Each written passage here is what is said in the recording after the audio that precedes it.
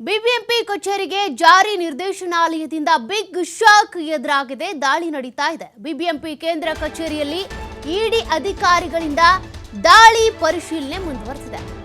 ಸಾರ್ವಜನಿಕರು ದೂರು ಕೊಟ್ಟ ಬೆನ್ನಲ್ಲೇ ಕೇಂದ್ರ ಕಚೇರಿಯಲ್ಲಿ ಶೋಧ ಕಾರ್ಯ ಮುಂದುವರೆದಿದೆ.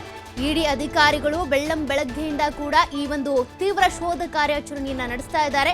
ಬಿಬಿಎಂಪಿ ಪ್ರಧಾನ ಅಭಿಯಂತರ ಪ್ರಹ್ಲಾದ್ ಅವರ ಕಚೇರಿಯಲ್ಲಿ ಶೋಧ ಕಾರ್ಯ ಮುಂದುವರಿತಾ ಇದೆ.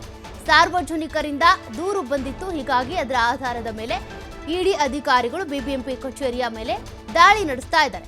ಅದೇ ರೀತಿಯಾಗಿ ಚೀಫ್ ಇಂಜಿನಿಯರ್ ಆಗಿರುವಂತಹ ಪ್ರಹ್ಲಾದ್ ಅವರ ಕಚೇರಿ ಇರ್ಬೋದು, ಮತ್ತೆ ಎಇಇ ಆಗಿರುವಂತಹ ಅಧಿಕಾರಿಗಳಿರ್ಬೋದು, ಇವರೆಲ್ಲರ ಕಚೇರಿಗಳ ಮೇಲೂ ಕೂಡ ದಾಳಿ ನಡೀತಾ ಇದೆ.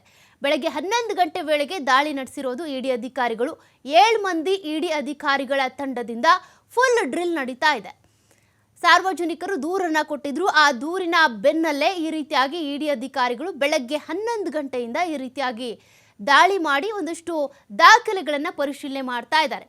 2016ರ ಬೋರ್ವೆಲ್ ಹಗರಣಕ್ಕೆ ಸಂಬಂಧಪಟ್ಟಂತೆ ದೂರು ದಾಖಲಾಗಿತ್ತು. ಸಾರ್ವಜನಿಕರು ದೂರನ್ನ ಕೊಟ್ಟಿದ್ರು, ಇದರಲ್ಲಿ ಹಗರಣ ಆಗಿದೆ ಅಂತ.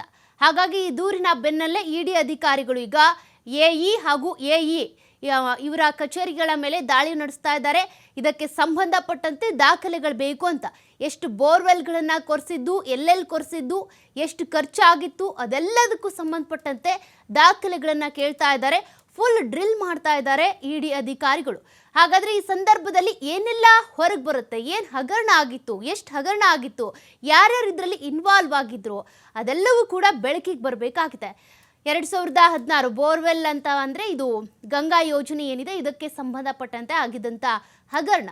ಈ ಹಗರಣಕ್ಕೆ ಸಂಬಂಧಪಟ್ಟಂತೆ ಸಾರ್ವಜನಿಕರಿಂದ ದೂರು ದಾಖಲಾಗಿತ್ತು. ಏನು ಹಗರಣ ಆಗಿದೆ, ಇದಕ್ಕೆ ಸಂಬಂಧಪಟ್ಟಂತೆ ಒಂದಷ್ಟು ದಾಖಲೆಗಳನ್ನ ಬಿಡುಗಡೆ ಮಾಡಬೇಕು ಅಂತ.